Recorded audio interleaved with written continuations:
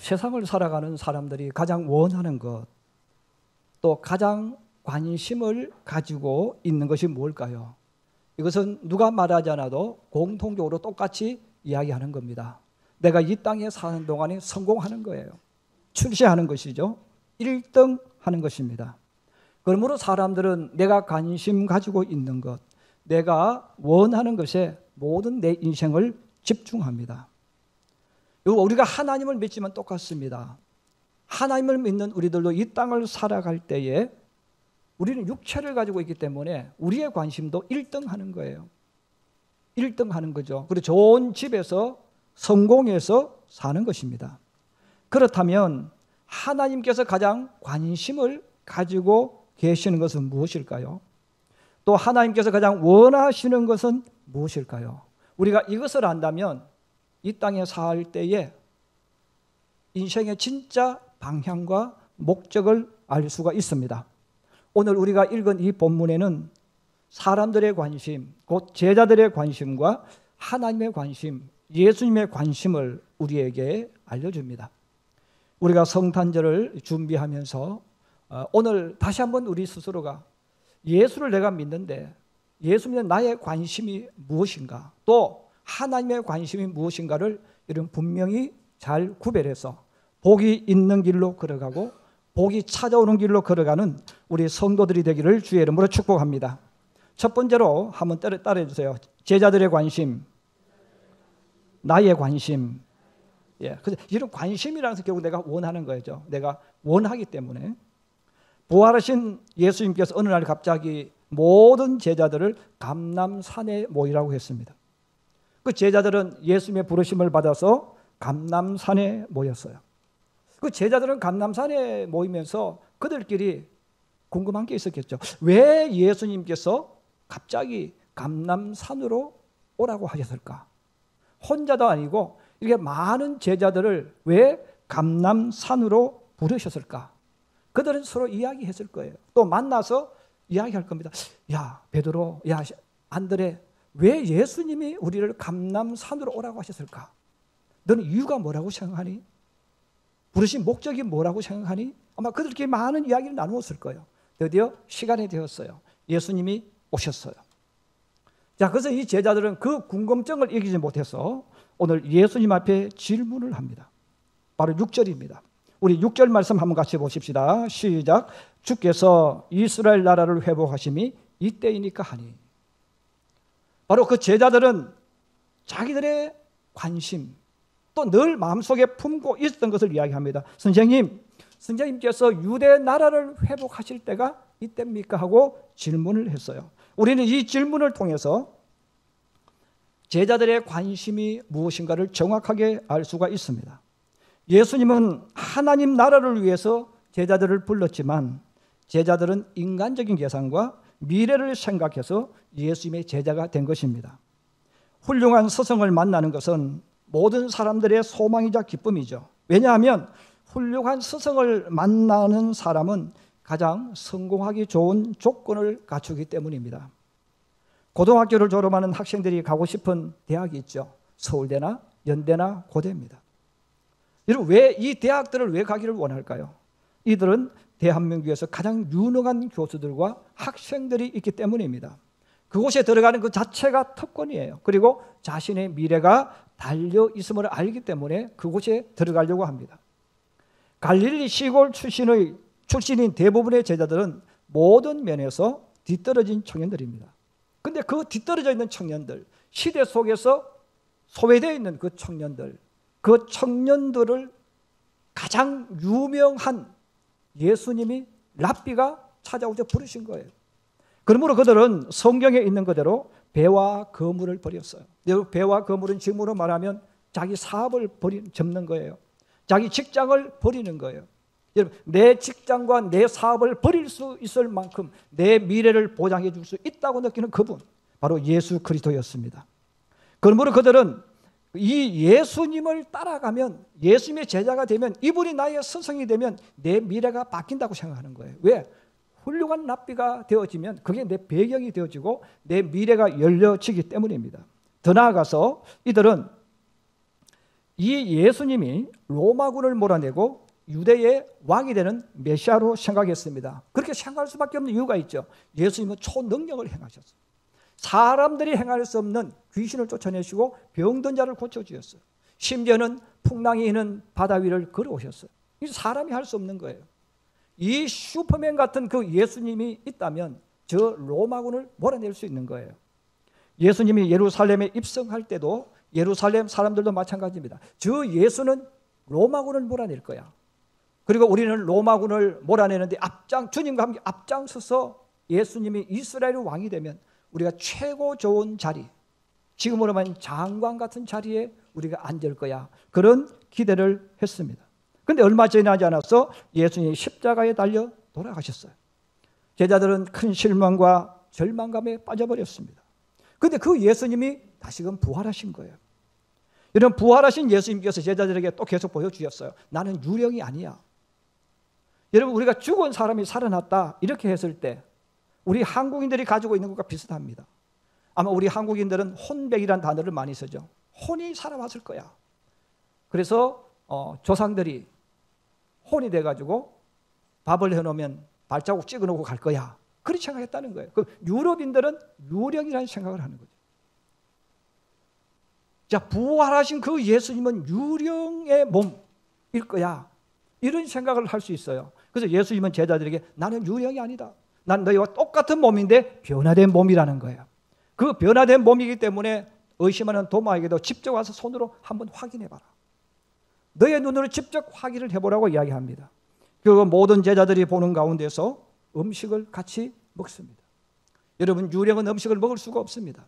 그런데 예수님은 같이 음식을 먹으시면서 또 그들에게 계속해서 나는 가짜로 홀령으로 부활된 것이 아니라 진짜 원래의 모습으로 사람의 모습으로 부활되었다는 것을 계속 보여주신 거예요. 자, 이 모든 것을 보았을 때 여러분 제자들은 어떤 생각을 가졌겠어요? 아, 이제 드디어 우리 예수님이 죽음도 이길 수 있는 더 불사조가 되어서 로마군을 몰아낼 거야. 이제는 많은 숫자가 필요한 게 아니다. 이 예수님만 있으면 죽음을 이겨낼 수 있는 그분, 죽여도 또 살아나는 그분이 로마군을 몰아내고 유대인의 왕이 될 거야. 그런 기대를 가지고 주님 앞에 섰다는 것입니다. 여러분, 제자들이 왜 이런 생각을 가지고 있었을까요? 그것은 제자들 역시 사람이기 때문입니다. 예수님이 아무리 영적인 세상, 하나님의 세상을 말을 해도 제자들은 사람이었어요.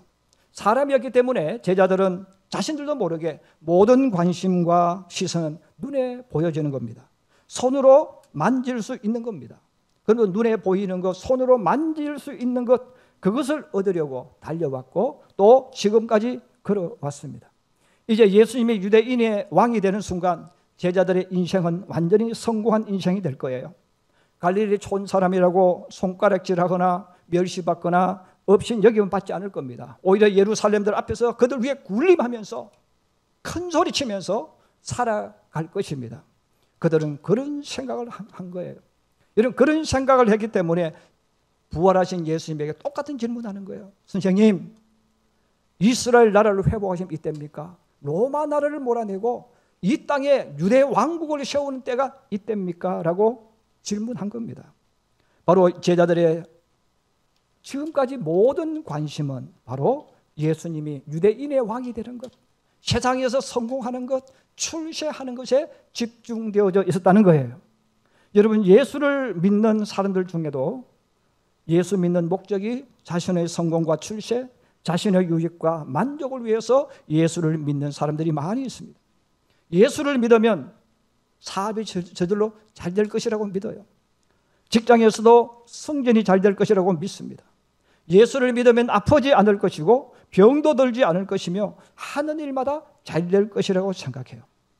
내가 예수를 믿고 무엇을 하면 나는 이 땅에 사는 동안 실패하지 않을 것이고 모든 것이 내가 원하는 대로 될 것이다. 이런 그런 관심과 그런 목적을 가지고 있는 것처럼 제자들도 그랬다는 거예요. 사랑하는 우리 성도 여러분, 내가 예수 믿는 이유와 목적이 무엇입니까? 예수를 믿는 나의 관심은 무엇에 집중되어 있습니까? 두 번째입니다. 그럼 예수님의 관심은 무엇일까 하는 거예요. 사무엘상 15장에 보면 하나님께서 갑자기 사울 왕에게 아말렉이라는 족속을 공격하라고 합니다. 이 아말렉은 이스라엘 나라로 보면 남쪽에 있는 광야에 사는 사람들입니다. 이들은 광야에 살기 때문에 이런 광야는 농사를 지을 수 없어요. 물도 없어요. 그러므로 이 광야에 살기 때문에 늘 이동하면서 다른 나라를 침략해가지고 양식을 빼앗아 와서 사는 거예요. 그 여자가 부족하면 여자를 잡아와서 며느리로 삼고 아내로 삼고 사는 민족들이죠.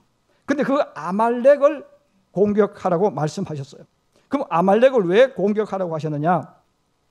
사무엘상 15장 이하에 보면 그렇게 말씀합니다.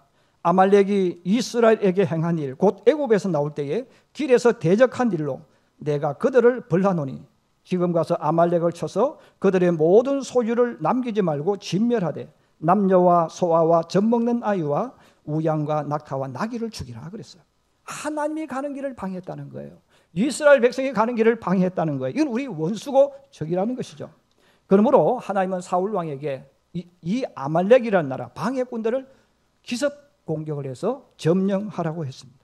그리고 하나도 남기지 말라고 했습니다.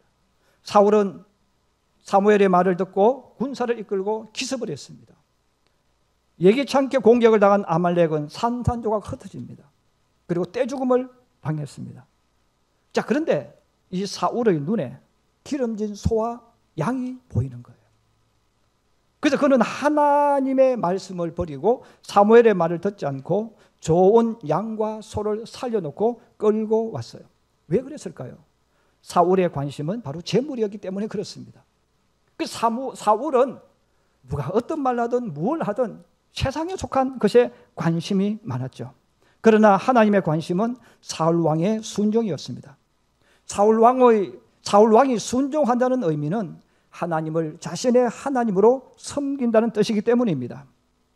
사랑하는 우리 성도 여러분, 하나님의 관심은 예수 믿는 나에게 집중되어 있다는 것, 예수 믿는 성도에게 집중되어 있다는 것을 기억하기를 바랍니다. 그래서 하나님의 관심은 이 하나님의 대리자로 세워진 사울 왕의 행동, 곧 순종이 있었어요. 그러나 사울은 왕이 된 이후에 자신이 하나님의 자리에 앉아버립니다. 여러분, 내가 이제 왕이 되어졌고 하나님의 자리에 앉았으니까 그의 생각, 그를 지배하고 있는 게 뭘까요? 내가 이제 이스라엘 왕이야. 이제 더 이상 내 위에는 아무도 존재할 수 없어. 전에는 사무엘이 나보다 위에 있었지만 이제는 내가 사무엘보다 더 위에 있어. 내가 이제 사무엘의 말을 들을 이유도 없고, 신도, 여러분, 세상 사람이 생각하는 신은 그들이 신을 섬기지만 신은 사람 밑에 있는 거예요. 그래서 사람 밑에 있기 때문에 마음대로 안 해주면 신을 버려버려요. 그러므로 이 사울은 내가 이제 왕인데 내가 왜 누구의 말을 들어야 되는 거죠? 그래서 그는 모든 소유를 남기지 말라고 진멸했을 때 그 말을 무시하고 자신의 관심을 끌었던 좋은 양과 소를 살려서 가지고 온 겁니다. 그 결과 사울 왕은 눈앞의 재물을 얻었지만 하나님께 버려짐을 당했어요. 바로 교회와 성도가 세상을 살아갈 때 중요한 것이 바로 이겁니다. 교회와 성도가 알아야 할 가장 중요한 것은 하나님의 관심이에요. 여러분, 하나님께서 관심을 두고 계시는 것이 무엇일까요? 정말로 하나님께서 원하시는 것이 무엇일까요? 하나님께서 오늘 교회와 성도들에게 하나님이 가지고 계신 그 관심을 우리에게 보여주십니다.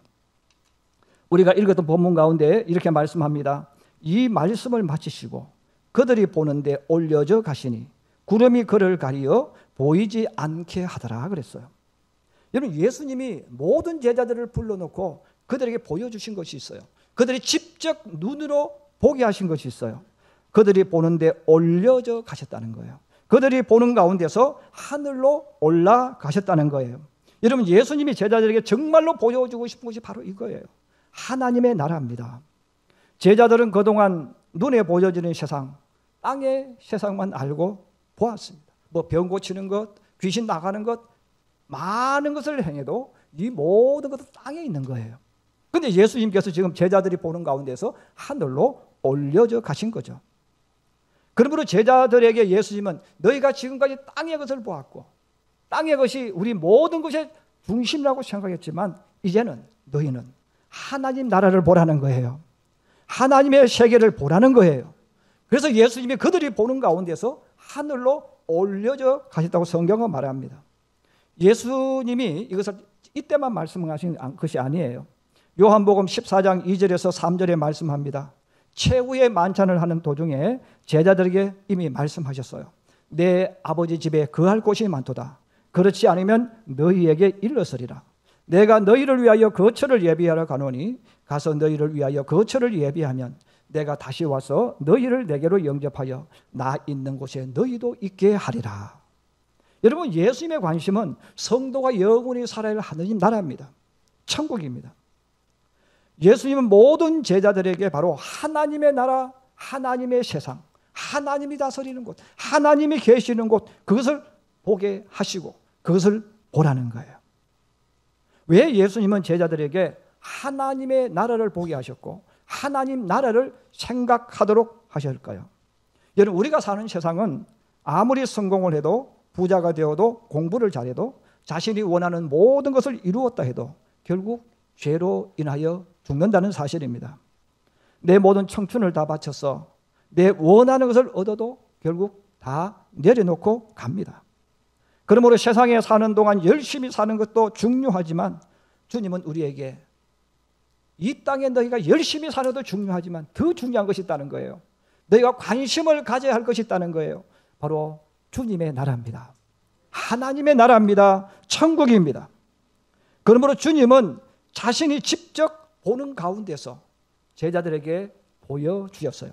여러분, 예수님의 제자는 12명이 아닙니다. 72명의 제자도 있었고 또 성경에 보면 믿고 따랐던 여인들부터 포함해서 많은 제자들이 있었습니다. 성경은 정확하게 그 숫자가 얼마인지를 알려주지 않습니다. 바로 오늘 주님은 내가 너희에게 보여준 모든 것, 지금 너희가 보고 있는 이 사실, 이 모든 것을 땅끝까지 전하라는 거예요. 바로 주님의 정인이 되어야 될 제자들에게 주님은 더 이야기하십니다. 오늘 우리가 읽던 11절에 말씀합니다. 이르되 갈릴리 사람들아 어찌하여 서서 하늘을 쳐다보느냐. 너희 가운데서 하늘로 올려주신 이 예수는 하늘로 가심을 본 그대로 오시리라. 여러분, 결국 주님이 우리에게 하나님의 관심과 제자들의 관심이 다르다는 것을 이야기하는 거예요. 사람들이 원하는 것과 하나님이 원하는 것은 다르다는 거예요. 우리 사람은 먹는 거 아닙니까? 성공하는 거죠. 이 땅에서 어떻게 하든 좋은 집 사고 좋은 차 사고 자랑하고 뽐내며 사는 거예요. 그런데 하나님은 그게 나쁘다고 말씀하지 않았어요. 그냥 그 결론은 이미 나와 있다는 거예요. 그러면 우리는 그것을 나쁘다, 부정하다 그렇게 주님 말씀하는 게 아니라 그럼에도 불구하고 너희는 하나님 나라를 바라보라는 거예요. 너희는 하나님의 자녀라는 것입니다. 그러면 여러분, 주님이 가장 관심을 가지고 있는 사람, 주님이 가장 관심을 가지고 있는 교회는 다른 게 아닙니다. 전도하는 교회입니다. 선교하는 교회입니다. 여러분, 주님이 관심을 가지고 주님이 바라보는 사람은 전도하는 성도예요. 선교하는 성도입니다. 우리가 이 땅에 사는 동안 하나님이 정말 기뻐하는 게 뭘까? 바로 복음 전하는 거예요. 영혼 구원하는 거예요. 내가 직접 전도하지 못하고 만약에 선교하지 못한다면 하나님 내게 주신 물질을 가지고 우리는 후원할 수 있어요. 그들 위해 기도할 수 있어요. 왜? 이게 하나님의 관심이에요. 여러분, 우리가 열심히 사는 것 아름답습니다. 그러나 그 사람도 죽습니다. 저도 제가 살아온 삶을 가끔 생각해 봐요. 20대, 30대 생존하기 위해서, 미래를 위해서 치열하게 싸웠고 달려왔어요. 근데 지금 제 나이에 되돌아보면 시속 60km 이상 달리고 있어요. 많은 것을 얻은 것 같은데 몸이 약해지고 감기가 들고 약해지는 거예요. 우리가 살아온 삶이 허무하다고 말하는 게 아니에요. 잘못했다고 말하는 게 아니에요. 그런데 그것은 끝이 있다는 거예요. 우리 성도가 바라봐야 될 것, 성도가 가야 될 곳, 땅의 끝이 아니라 땅의 것을 지나면 하나님 나라가 있다는 겁니다. 여러분, 천국이 있다는 거예요. 예수님 이것을 계속 보여주시는 거예요. 그러므로 너희가 이 땅에 사는 동안 열심히 살아라. 그런데 열심히 살지만 이 사실을 전해. 하나님 나라가 있다는 것, 천국이 있다는 것, 이걸 전하라는 거예요. 사랑하는 우리 성도 여러분, 우리가 이 땅에 사는 동안 사도 바울이 말한 것처럼 돈 자랑하지 말고, 차 자랑하지 말고, 아파트 평수 자랑하지 말고, 여러분 예수님 자랑하기를 원합니다. 천국을 자랑하기 원합니다. 내가 하나님 자녀임을 자랑하기를 원합니다. 그래서 여러분, 주님의 관심을 가지고 있는 사람, 주님이 축복하는 사람은 누굽니까? 전도하는 거예요. 선교하는 거예요. 여러분, 지금 내가 전도해도 아무런 열매 없다고 절망하지 마세요. 열매는 주님이 주십니다. 주님이 원하는 것은 그것을 하는 거예요. 하면 주님이 그에게 복을 주시고 은혜를 주시고, 그 당대에는 힘들지 몰라도 그 후손들에게 복을 주시고 복을 부어주시는 것입니다. 그리고 그 주님께서 말씀합니다. 너희가 본 그대로 내가 다시 오리라. 사실 우리 한국교회에 지금 가장 큰 위기 가운데 하나가 바로 이단 사이비들이죠. 근데 이단 사이비 교주들이 한결같이 재림 예수, 재림 주님이라고 말해요. 근데 오늘 우리가 읽었던 이 본문만 알고 있어도 여러분 이단에 빠지지 않습니다. 사도행전도 요한계시록을 몰라도 상관없어요. 성경을 몰라도 상관없어요. 오늘 우리 성경이 분명히 이야기하지 않습니까? 여러분, 우리 주님 다시 오실 때 어떻게 오신다고 그랬습니까? 너희가 본 그대로. 이 말은 무슨 말입니까? 예수님 재림하실 때는, 재림의 주님이 오실 때는 갑자기 오시는 게 아니고 모든 사람이 보는 데서 오시는 거예요. 믿으시면 아멘? 여러분, 문선명이가 이 땅에 올 때 오시는 거 다 구름 타고 오는 걸 봤습니까? 네? 여러분, 이단 사이비 교주들이 내가 재림 예수라고 하는데 그들이 하늘로부터 오늘 보신 분이 있습니까? 없다는 말은 다 가짜요. 다 가짜요.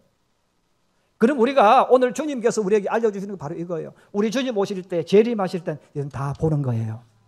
다 본다는 거예요. 다 보는 가운데서 그분이 오시는 거예요. 여기서 우리는 중요한 것 두 가지를 가슴에 품어야 됩니다. 여러분, 우리가 주님 오시기 전에는 우리가 죽음을 통과합니다. 그리고 죽음을 통과한 이후에 다시금 부활합니다. 부활한 이후에 우리가 주님 앞에 섭니다.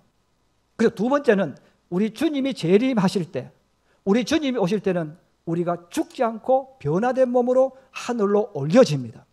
이 성경이 우리에게 알려주는 사실입니다. 그러므로 우리 사랑하는 우리 성도 여러분, 이 땅에 사는 동안 때로는 삶에 성공한 사람도 있고 삶에 실패했다고 느낄 사람이 있습니다. 그러나 그게 중요한 게 아닙니다.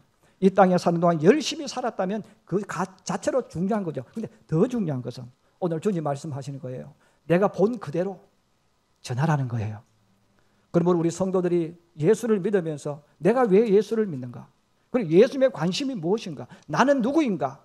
여기에 대해서 분명한 답을 가져서 세상 사람은 어떻게 살든 여러분은 하나님의 자녀로서 올라가신 그 주님, 다시 오실 그 주님을 전하고 또 전하면서 우리의 삶을 하나님의 자녀로 멋지게 아름답게 만들어가는 하나님의 사람, 예수의 사람들이 되기를 주의 이름으로 축복합니다.